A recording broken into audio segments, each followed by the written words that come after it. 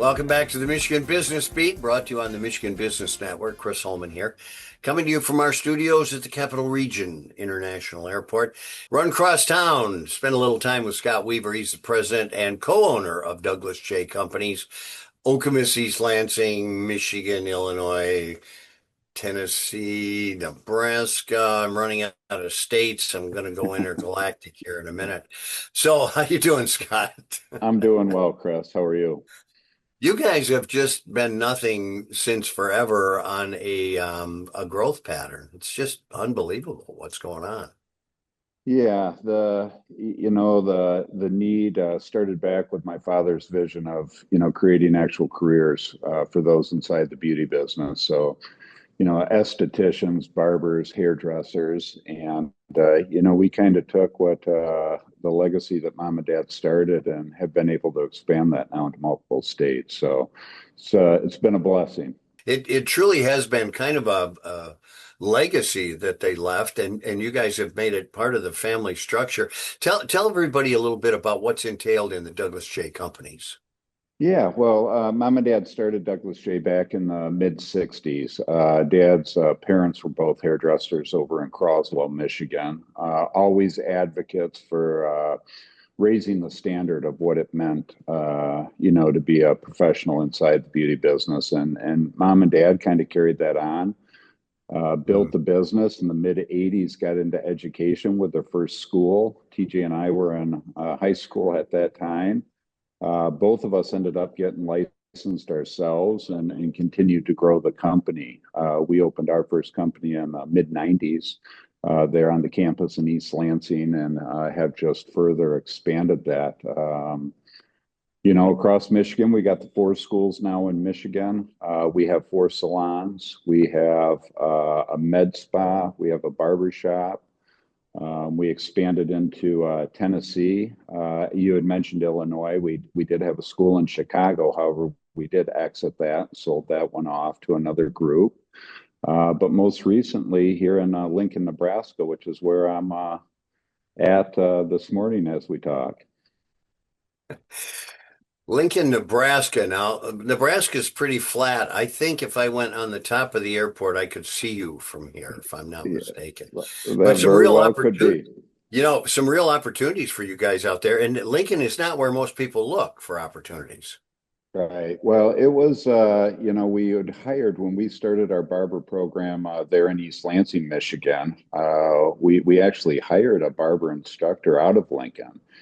And the school that he worked for and where he got his license at was looking to sell. They were a family business and a second generation and had no one to pass that on to and asked if we were interested. So we worked on the project for well over a year. We took full control of it about 2 years ago. And, I happened to be in town today for a couple of reasons.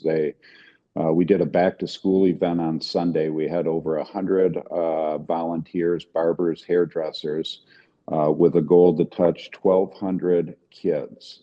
So these are kids that are in need to start their school year off right with fresh haircuts. Many sponsors, but they all got backpacks, school supplies, things such as socks, just packed full. And, just the belief that a child that enters school with a little bit of confidence and self-esteem, their trajectory in life, their success in their education is stronger, not just in the academics for that year, but in life as a whole. So it's just a blessing to be able to be here and be a part of that event. And then we're also looking maybe at some further acquisition here to expand our footprint. And you're right, it's very flat. I was here a week and a half ago, and I think about 600 miles, and there's not a lot in between some of those cities out here. You don't want to miss the last Lincoln exit on the expressway. That's correct. So listen, you also and plaudits on your philanthropy. You guys have been so involved in your communities wherever that is. Yeah, you also approach this talent issue through associated schools. Tell us about that. We work with Knoxville was where we really heavily got first involved with some of the high school programs, if that's what you're referring to. And Knoxville County has 8 different high schools that provide cosmetology education. And so we started working alongside with the educators there. We negotiated with some of the suppliers for digital curriculum. So the kids had it on tablets, something that they didn't have. We were able to get that installed. And then the budget, some of these school budgets are quite low. And so we also worked with a lot of our vendors and provided, the professional tools, shears, blow dryers. So the kids had their own tools to work within that. So we've been heavily working in Knoxville County. We are working with now in Michigan in the Ann Arbor market, and hopefully can do something around in the Lansing market as well. And just for kids to get involved in trade in high school early and kind of follow that passion of what they're doing. So in any ways we can support those groups, we're trying to get involved in that as well. Philanthropy has always been a big part of what you guys do. Let me ask you though, how about product line changes? Because at one time you had a major change in product lines. Yeah, it was in the late 70s. I had the Aveda product that was brought in, and we stuck with Aveda pretty much exclusively for everything they made for many years. We started to branch out from that, our professional salons, but our educational schools were pretty much all with Aveda. And with some of the changes that's going on, not just inside of Aveda, but in the industry as a whole, in the needs of students wanting to work with multi-product lines, clients are demanding that.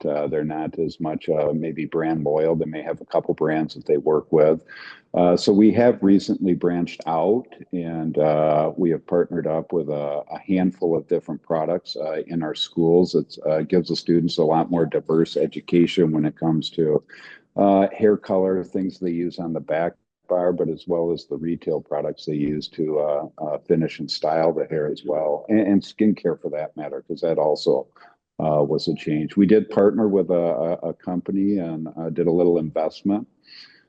Back of Bottle is a new boutique line that's out. It's a very clean and green line that they're doing. And we actually have the distribution for that currently in Tennessee and Michigan as well. So you'll see Back of Bottle in any of our salons. Stop in, check it out. And then also that same company that we're involved with has Color Space, which again is just a very clean hair color line that you'll see in all of our salons. And that's what we're using currently to train all of our students at all the schools. That we made some investment did not slip by me. So I'm looking at a whole new profit center for you guys, an opportunity. Scott, thanks so much for being with us. Thanks so much for having me, Chris. Have a wonderful day. You too. Scott Weaver, of course, president, co-owner of the Douglas J companies all over the world. Let's leave it at that. All right. You've been watching the Michigan Business Beat on the Michigan Business Network. I'm Chris Holman, and we will be back with more.